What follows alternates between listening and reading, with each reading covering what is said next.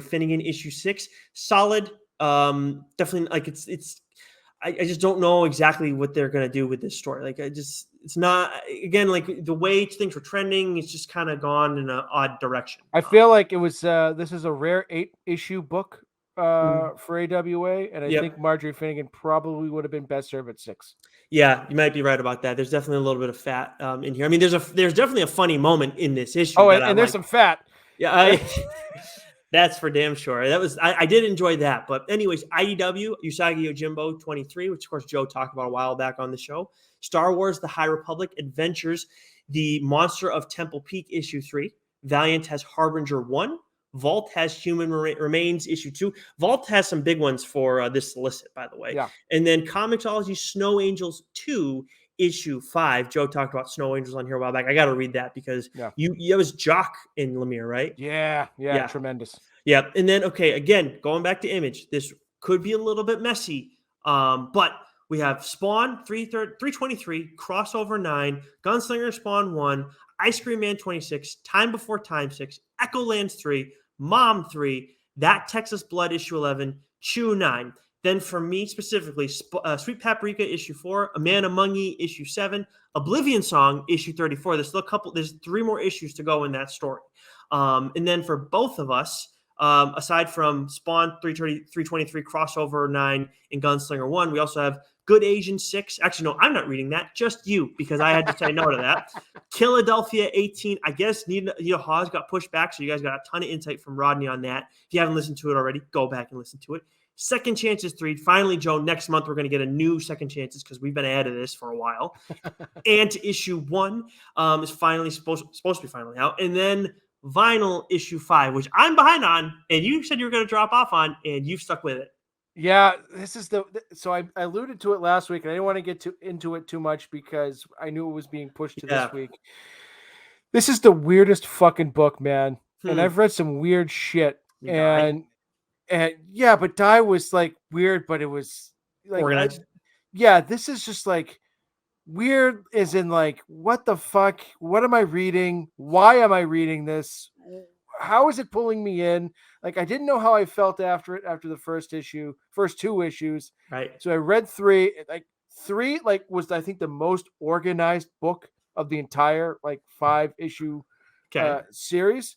And it's like, all right, pull me back in. And then I'm reading 4. I go, okay. And I'm fine. I'm like, why the fuck did I read this? What the fuck is going on here? What is this? I was so not confused, but just like confunded. Is confunded a word? I don't know. It was just the weirdest fucking thing I've ever read. It's a word now. You said it. So all words are made up in theory. I learned that recently. So. Yeah, it was just, I don't know, man. Read it. Tell me what you think. We have to have a brief discussion on this because, I mean. Is it done with issue 5? I think so. Okay. All right. Oh, maybe not. Maybe there's issue 6. Maybe there's another. I don't know. I just remember reading it going, this is a chunky. What the fuck is this, man? Like, I'm confused, and I'm not confused, and then it's this. I don't know, man. This is a fucking conundrum wrapped up in a riddle. So this fucking book. So this book never really figured out what its deal is. Really. No, God, God, I don't know. maybe a smarter person can figure it out. But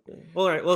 Well, we're out of luck because nobody else in the DSG reads besides me, and obviously you're the doctor between the two of us, so we know what that means. But I will give it a shot and hope maybe next week. Obviously next week's going to be a little bit different for us. We're just going to be doing what's new because we have the Zdarsky interview dropping.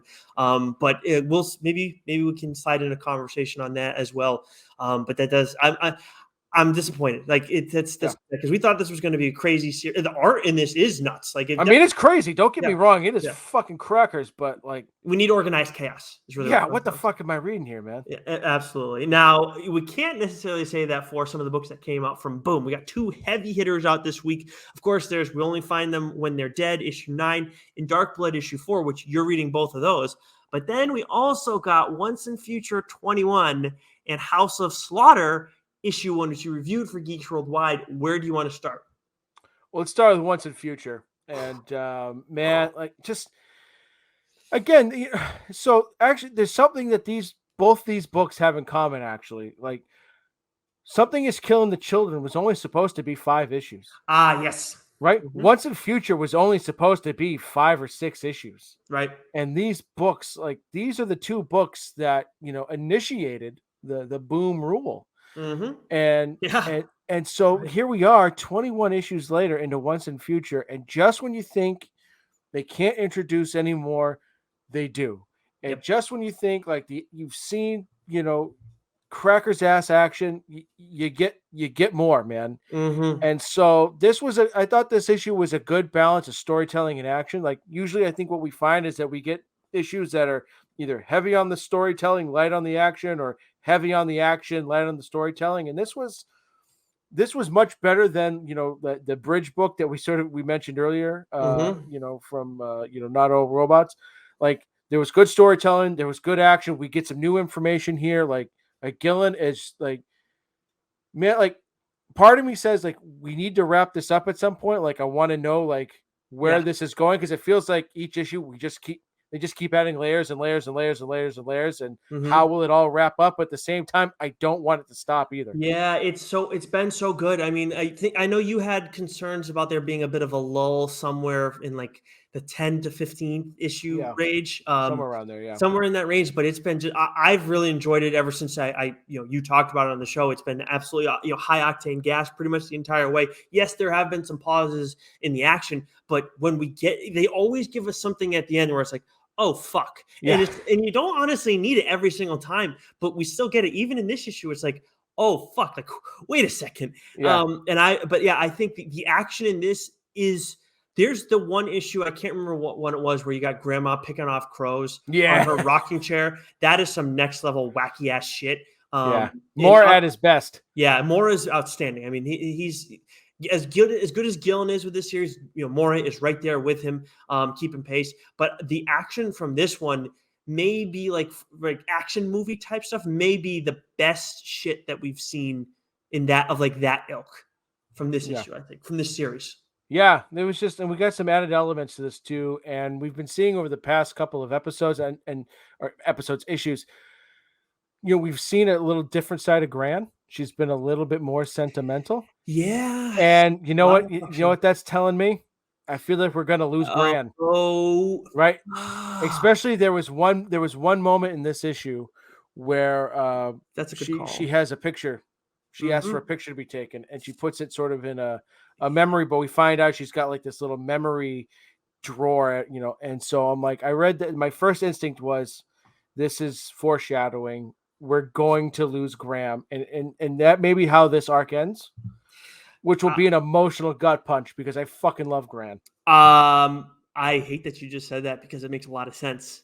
Yeah. What if maybe instead of we lose Gran, what if Gran does something that is, we've learned that, there's a reason why her daughter hates her, right? Of course, her daughter's gone so far, the other direction. It's she's just batshit crazy herself.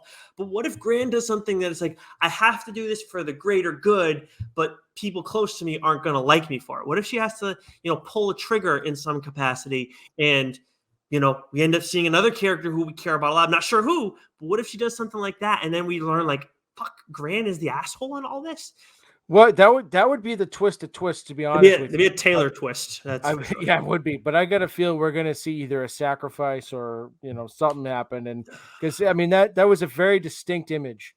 That makes sense. And so it's either one of two things. It's either Gillen, purposely giving us an okie doke because, this is the type of shit we look at. We go, okay, that's foreshadowing, or it's at face value. It's foreshadowing. And so that's I have to emotionally prepare for that. Yeah. Now, what about what? Now, I read that, but I did not read House of Slaughter issue 1. I'm not going to touch this, so that way you can talk about this one on the show. Obviously, this is a big one for you. And while I'm on the someone's killing the children train, I'm not going to catch up to do this, so that way you can talk about it on the show. But how was the first issue?